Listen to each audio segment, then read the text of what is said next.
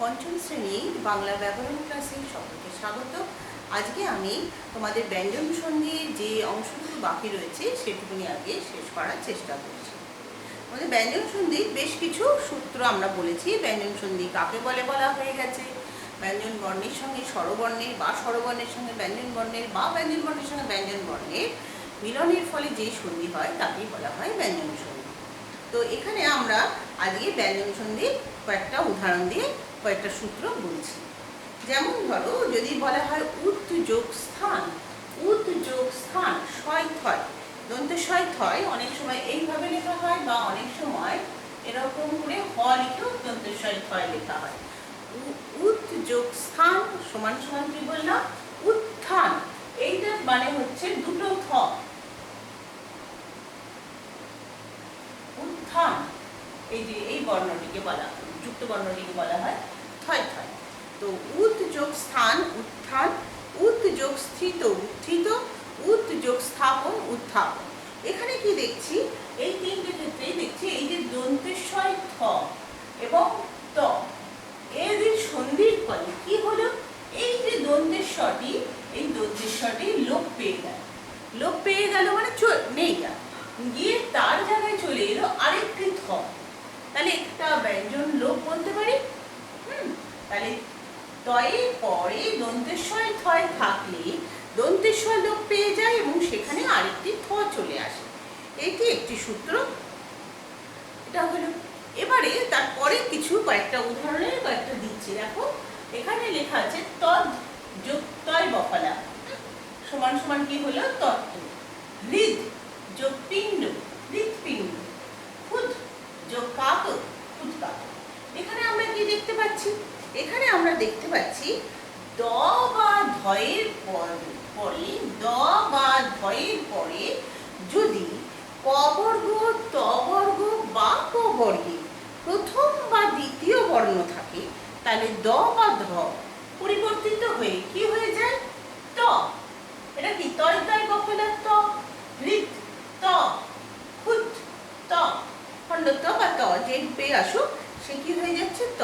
অর্থাৎ কি না, দ বা ধয়ের পরে যদি ক বর্গ, ত বর্গ বা ক বর্গ, ক বর্গ, ত বর্গ বা ক বর্গে, আমাদের ব্যঞ্জন ধ্বনির যে শ্রেণীবিভাগ ছিল সেই শ্রেণীবিভাগে আমরা প্রথম যে বর্গের গুলো নাম পড়েছিলাম ক, চ, ট, ত, প।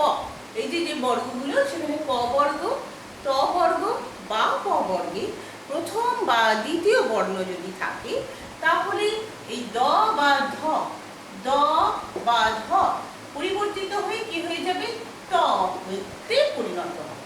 হ্যাঁ, যেমন ধরো তদ যোগ পদ, তৎপদ। ক্ষুদ যোগ পিপাসা, ক্ষুদ পিপাসা। এভাবে পরিবর্তিত হয়ে যায়। এবারে আমরা তারপরে কিছু সূত্রের দিকে আসছি।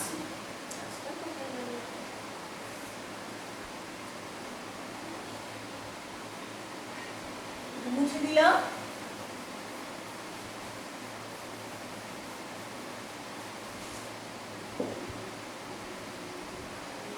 এরপরে কয়েকটা উদাহরণের কথা বলছি। আমরা অনেক সময় দেখি সঙ্গীত শব্দগুলো বা সঞ্চিত শব্দ, হ্যাঁ, সঙ্গীত সঞ্চিত, এই ধরনের যে শব্দগুলো, ধরো শঙ্কর, এই শব্দগুলোতে কি ধরনের সন্ধি হয় সেই সন্ধিগুলো আমরা এবার একটু দেখে নিই। বোর্ডটা শুকিয়েছে, শুকায় নিয়েছে মতন।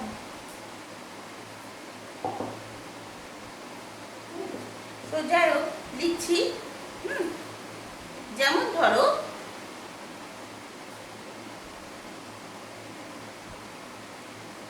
সম ময় বসন্ত যোগ গীত কি হয়, সঙ্গীত। অনুস্বর গয় দীর্ঘি ত, সঙ্গীত দন্তেশ অনুস্বর গয় দীর্ঘি ত সঙ্গীত হতে পারে। হ্যাঁ, অথবা দন্তেশ মই গয় দীর্ঘি ত সঙ্গীত হতে পারে। আরেকটি শব্দ দেখছি, সঞ্চিত। সম দন্তেশ ময় হসন্ত যোগ চিত, চয়সী ত। কি হলো, দন্তেশ ইময় চয় সঞ্চিত, ইময় চয়কে এইভাবেও লেখা যায় না, সঞ্চিত। এই যে দুটো শব্দের ক্ষেত্রে এখানে কি ধরনের সন্ধি হয়েছে বা কি সূত্র হয়েছে সেটা একটু বলে দিচ্ছি। যদি ময়ের পরে কোনো বর্গধ্বনি থাকে, এই যে ম প্রথম পদে আর কি, ময়ের পরে যদি কোনো বর্গধ্বনি দাঁড়ে, গ তো বর্গধ্বনি, ক খ গ ক বর্গে, চ ছ জ বর্গে চ বর্গে চ, ময়ের পরে যদি কোনো বর্গধ্বনি থাকে তাহলে ম ওই বর্গের নাসিক্য ধ্বনি হয়ে যায়। ম কি হয়? ওই বর্গের, ক বর্গের আছে, ক বর্গের নাসিক্য ধ্বনি কি? ক খ গ ঘ উম। ম ওই বর্গের নাসিক্য ধ্বনি হয়ে যায়, উময় গয় দীর্ঘী। ময়ের পরে চ আছে, চ বর্গের নাসিক্য ধ্বনি কি? চ ছ বর্গের ঝ ইয়, তো সেই ম তখন ইমা হয়ে গেছে, ইময় চয় সঞ্চিত। তাহলে যদি ময়ের পরে কোনো বর্গধ্বনি থাকে তাহলে ম পরিবর্তিত হয়ে সেই বর্গে নাসিক্য ধ্বনিতে পরিণত হয়। তো সেই রকম আমাদের বইয়ে বেশ কিছু উদাহরণ আছে। সংযোগ কর, শঙ্কর, হ্যাঁ, স্বয়ংযোগ বর, স্বয়ংবর, হ্যাঁ। তো এরকম বেশ কিছু, যেমন স্বয়ংবরে কি? স্বয়ংযোগ বর, হ্যাঁ, প ফ ব ফ ম, সেখানে ময় বয়, হ্যাঁ, স্বয়ংবর, ম থেকে যাবে। তো সেই এই যে সূত্র হয়, সূত্র অনুযায়ী সেটা হয়। আবার অনেক সময় এই যে এক্ষেত্রে যদি দেখা যায় অনেক সময় ব্যঞ্জনাগম ঘটে, যেমন এখানে আমরা মকে দেখছি অনুসারে পরিবর্তিত হয়ে যাচ্ছে, আবার কখনো কখনো অন্য ঘটনাও ঘটে। এরকম ব্যঞ্জনাগম, যেমন ধরো সংসার শব্দটি বা পরিষ্কার শব্দটি, সংসার দন্তেশ অনুসার কয়াকা র, সংকার না, সংসার।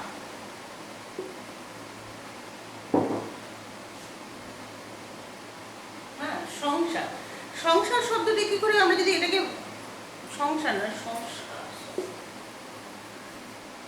সংস্কার দন্তেশয় কয় আকার র,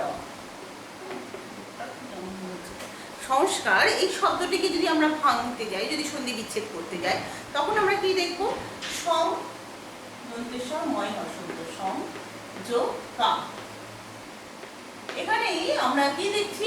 ময়ের পরে বর্গের ক ধ্বনি আছে, তখন দেখা গেল ম তো অনুসার হয়ে গেল এবং এখানে একটি দন্তেশ্বর চলে এলো, সংস্কার, হ্যাঁ, বা সংস্কৃত। দন্তেশ্বর অনুসার দন্তেশ্বয় কয় বৃত, সংস্কৃত। এই শব্দটিতে কি দেখছি? সং যোগ কৃত।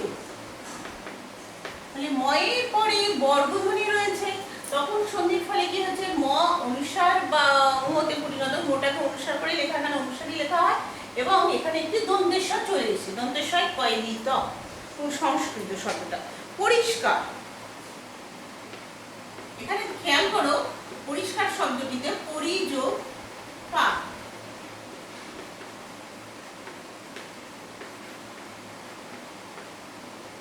পরিষ্কার, মোটা মোটা পরিষ্কার নেই। তো পরিষ্কারে এখানে যে হসিকার, হস্যইকারের পরে ই, পরে ক বর্গের ক রয়েছে, তখন কি হয়ে গেল? ক বর্গের ক থাকার পরে এখানে অনুসার কিচ্ছু এলো না, উল্টে একটি ব্যঞ্জনাগম ঘটেছে, দন্তেশ্বয় কয় চলে এসেছে, ব্যঞ্জনাগম ঘটেছে। এখানে এর আগে আমরা পড়েছিলাম যে উৎ যোগ স্থান উত্থান, সেখানে ব্যঞ্জন ধ্বনির লোপ পেয়ে গেল, স লোপ পেয়ে গেল এবং আরেকটি ব্যঞ্জনাগম ঘটলো, থ চলে এলো, ছয়ের জায়গায় থ চলে এলো। আর এখানে যে ব্যঞ্জন ধ্বনি নেই, দন্তের সব ধ্বনি নেই, কিন্তু স্বধ্বনির আগমন ঘটেছে। পরিযোগকার পরিষ্কার, সংযোগকার সংযোগকার সংস্কার, সেখানে ব্যঞ্জন ধ্বনির আগমন ঘটছে। আচ্ছা, বোর্ডটা এবার একটু মুছে দিই।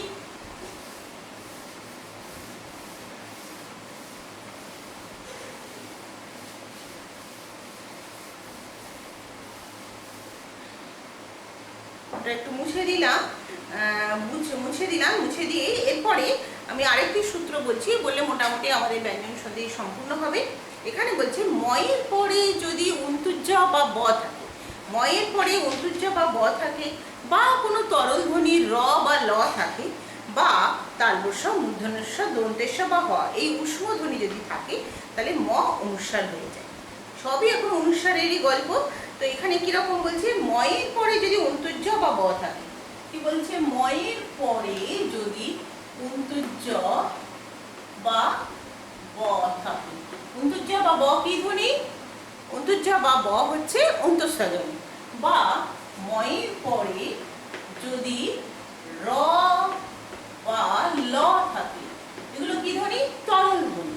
বা ময়ের পরে যদি মূর্ধন্যস্ব, দন্তেস্ব, মূর্ধন্যস্ব, দন্তেস্ব, তালবস্য বা হ, অর্থাৎ উষ্ম ধ্বনি থাকে, তাহলে এই যে ম, ম কি হয়ে যায়? অনুস্বার হয়ে যায়। কি হয়ে যায়? অনুস্বার হয়ে যায়। যেরকম ধরো সম যোগ বাদ, কি হবে? সংবাদ। ময়ের পরে ব আছে, ম হয়ে গেছে অনুস্বার। আবার ধরো সম যোগ যত, তাহলে কি হবে? সংযত। হ্যাঁ, অনুস্বার হয়ে গেল। তারপরে ধরো র বা ল আছে, সম যোগ রা,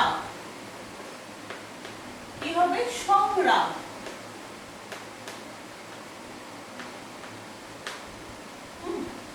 এবার উষ্ম ধ্বনি উদাহরণ দিচ্ছি, র বা সংযোগ লগ্ন, সংলগ্ন। সং যোগ সা, কি হবে? সংসার। এখানে স উষ্ম ধ্বনি আছে ময়ের পরে, তাই ম কি হয়ে গেছে? অনুস্বার হয়ে গেছে। সং যোগ হা, সংহার মানে হত্যা করা, সেখানে ম হয়ে যাবে অনুস্বার। এই হচ্ছে ব্যঞ্জন ধ্বনির মোটামুটি সূত্রগুলো বা সূত্র অনুযায়ী কিছু উদাহরণ। আমাদের সম্পূর্ণ হলেও তোমরা আরো উদাহরণ, আরো অনেক কিছু করবে, আমি অনেক কিছু পাঠিয়েও দিই, সেগুলো দেখে মুখস্থ করে নেবে। এবারে আসি, এগুলো তো সব নিয়ম মানা ব্যাপার, যারা কিনা সূত্র বা নিয়ম মেনে চলে। এর মধ্যে থেকে নিয়মের বাইরেও কিছু ঘটনা ঘটে। যেমন এর আগে আমি একটা বলেছিলাম, ধরো ময়ের পরে কোনো বর্গধ্বনি থাকলে ম ওই বর্গের নাসিক ধ্বনি হয়ে যায়। সেখানে একটা উদাহরণ ছিল, মানে বলিনি, বলছি সংযুক্ত। হ্যাঁ, তাহলে সেখানে হওয়া উচিত যে সংযুক্ত শান্ত হয়েছে, এখানে সন্ত না হয়ে শান্ত হয়েছে। তো এখানে দন্তেন্য তো হয়েছে, তথ দধা দন্তেন্য, সে বর্গের নাসিক ধ্বনি হয়েছে, কিন্তু একটা আকার যোগ হয়েছে। তো এটা সে ব্যতিক্রম হিসাবে ছিল। কিন্তু ব্যঞ্জন সন্ধিতে বেশ কিছু সন্ধি পদ আছে, যেগুলো আমরা বিশ্লেষণ করতে গেলে দেখি যে সেগুলো নিয়ম মেনে হয় না। এইগুলোকে বলা হয় নিপাতনে সিদ্ধ ব্যঞ্জন সন্ধি। কি বলা হয়? যেগুলো নিয়ম মেনে হয়নি সেগুলোকে বলা হয় নিপাতনে সিদ্ধ ব্যঞ্জন সন্ধি। কি বলি? নিপাতনে, আমি একটু বোর্ডে লিখে দিচ্ছি, নিপাতনে সিদ্ধ ব্যঞ্জন সন্ধি।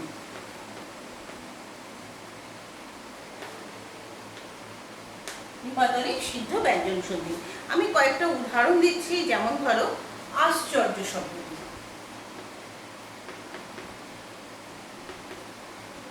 আশ্চর্য শব্দটিকে যদি আমরা সন্ধি বিচ্ছেদ করি,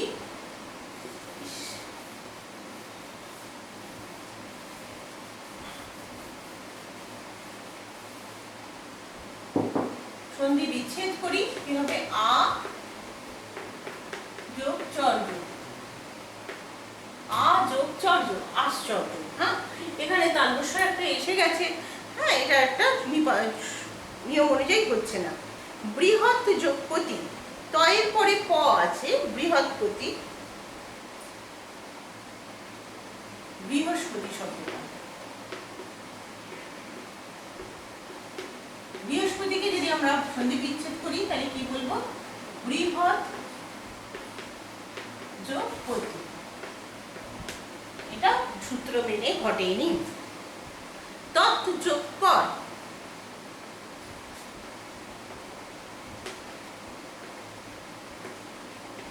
কি হবে? তস্কর।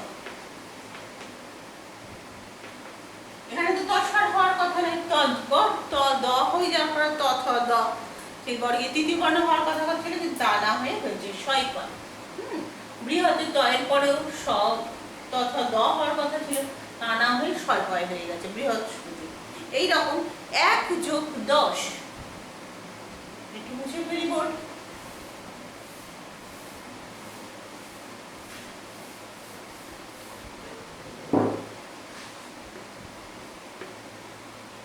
1 যোগ 10, আমরা জানি অ এর পরে অ অথবা অ এর পরে আ থাকলে তবে আকার হয়। আমরা স্বরসন্ধি নিয়মে সেগুলো পড়ে এসেছি আগে। তো কিন্তু এখানে 1 এর পরে ব্যঞ্জন বর্ণ আছে, অ এর পরে দ আছে, এখানে হলো একাদশ।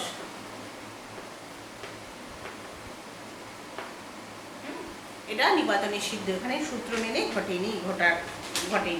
এরকম বেশ কিছু উদাহরণ আছে। পর যোগ পর, পরস্পর, হ্যাঁ, গো যোগ পদ, গোষ্পদ, আ যোগ পদ, আস্পদ, হ্যাঁ, বন যোগ পতি, বনস্পতি ইত্যাদি, মনীষা ইত্যাদি বেশ কিছু শব্দ আছে যেগুলো কিনা সূত্র মেনে ঘটেনি। এবারে আসছি খাঁটি বাংলা ব্যঞ্জন সন্ধি। খাঁটি বাংলা ব্যঞ্জন সন্ধি সম্বন্ধে আমি খুব বেশি উদাহরণ বলবো না, তোমরা বই থেকে উদাহরণ পড়ে নেবে। আমি শুধু অল্প কিছু কথা বলে বলছি। বাংলা ভাষার যে নিজস্ব যে উচ্চারণ রীতি অনুযায়ী, সেই অনুযায়ী বাংলা ভাষার সন্ধি ঘটে থাকে। আমরা অনেক সময় অনেক কথা বলার সময় অনেক সময় অনেক তৎসম শব্দ আছে বা এমনি তদ্ভব শব্দ আছে। আমরা যে শব্দ ভাণ্ডারে যে বিভিন্ন ধরনের শব্দগুলো আমরা ব্যবহার করি বাংলা ভাষায়, নানা ধরনের শব্দ তো সমৃদ্ধ, প্রায় 7 রকম ধরনের শব্দ আছে। হ্যাঁ, তো যাই হোক, তো এই যে শব্দ ভাণ্ডারে যে নানা রকম যে শব্দগুলো আছে, এগুলো আমাদের নিজস্ব উচ্চারণ রীতি অনুযায়ী করি। যেমন বড়দিকে ডাকো, হ্যাঁ, তো বড়দিকে ডাকতে যদি হলো বর যোগ দি, হ্যাঁ, তো বড়দি, হ্যাঁ, এটা বাংলা নিজস্ব। বট গাছের নিচে দাঁড়ালো, বট ডয় বসন্ত, বট গাছ নয়, অ্যাকচুয়ালি বট গাছ, ট যোগ গাছ, কিন্তু সন্ধি করে আমরা বড়দি। 500 দুধ দাও, কি বলি? 500, এটা বলি। রাগ করো না, রাগ করো না যদি আমরা তাও ধরে বলতে যাই, তখন আমরা কি করি? রাগ করো না, ক করে দিই, গকে ক করে ফেললাম। বড় ঠাকুরের মন্দিরে যাও, বড় যোগ ঠাকুর, সেখানে আমরা বড় ঠাকুর বলি। 5 জনে যা ভাববে তাই করতে হবে। 5 যোগ জন, তখন আমরা একসঙ্গে বলার সময় কি বলি? 5 জন, বা একার বর্গীর জয় জয় দন্তের না। দুধ জাল দেওয়া হয়েছে, তখন কি? দুধ যোগ জাল, বর্গীর জয় বফলে আকার নাও, কিন্তু সন্ধি করে আমরা কি বলি? দুধ জাল, দয়সু বর্গীর জয় জয় আকার নাও, বর্গীর জয় বফলাটা কোথায় চলে গেল? একটুকু জিনিস দাও আমায়, এত যোগটুকু, একটুকু। এখানে তো উৎসব লেগে গেছে। উৎসব তো নয়, শব্দটা হওয়ার কথা ছিল উৎসব, কিন্তু আমরা আমাদের নিজস্ব উচ্চারণ নীতি অনুযায়ী উৎসব বলি। হসু জয় ছয়। কাঁচকলা আনা হয়েছে বাজার থেকে, কাঁচা যোগ কলা, সন্ধি করে আমরা নিজেদের মতো উচ্চারণ নীতি অনুযায়ী আমরা করে ফেললাম কাঁচকলা আনা হয়েছে কিনা। হ্যাঁ, তো এই যে শব্দগুলো, এগুলো বাংলা নিজস্ব উচ্চারণ নীতি অনুযায়ী এখানে সন্ধি ঘটে, এবং এখানে সন্ধি ব্যঞ্জন সন্ধির নিয়মগুলো মেলে না। তোমরা একটু বইয়ে যা উদাহরণ আছে একটু রিডিং পড়ে নেবে, একটু পড়ে নিলে এটা সুবিধা হয়ে যাবে। আচ্ছা, আজকে তাহলে এই অবধিই থাকুক। বাংলা ব্যঞ্জন সন্ধির নিয়ম বা সংস্কৃত সন্ধিরই সব নিয়মগুলো করা হয়, এবং তোমাদের বইয়ে দেখি যে হাতে কলমে বেশ কিছু উদাহরণ দেওয়া আছে। 21 পাতায় মানে জানতে চাওয়া হয়েছে, কিছু প্রশ্ন দেওয়া আছে, বইয়ের মধ্যে কিছু উদাহরণ দেওয়া আছে। তোমরা সকলে হাতে কলমের প্রশ্ন উত্তরগুলো করে আমাকে অবশ্যই পাঠাবে। সবাই ভালো থেকো। আমি ব্যঞ্জন সন্ধি পড়াবো, সবাই একটু বেশি করে উদাহরণ করে নেবে, তাহলে দেখবে উদাহরণগুলো পড়তে পড়তে তোমাদের খুব সহজেই মনে থাকবে ব্যঞ্জন সন্ধি। পরীক্ষার সাধারণত সন্ধি করতে দেওয়া হয় বা সন্ধি বিচ্ছেদ করতে দেওয়া হয়, আর কোন নিয়মে সন্ধি হয়েছে সেটা একটু খেয়াল রাখলে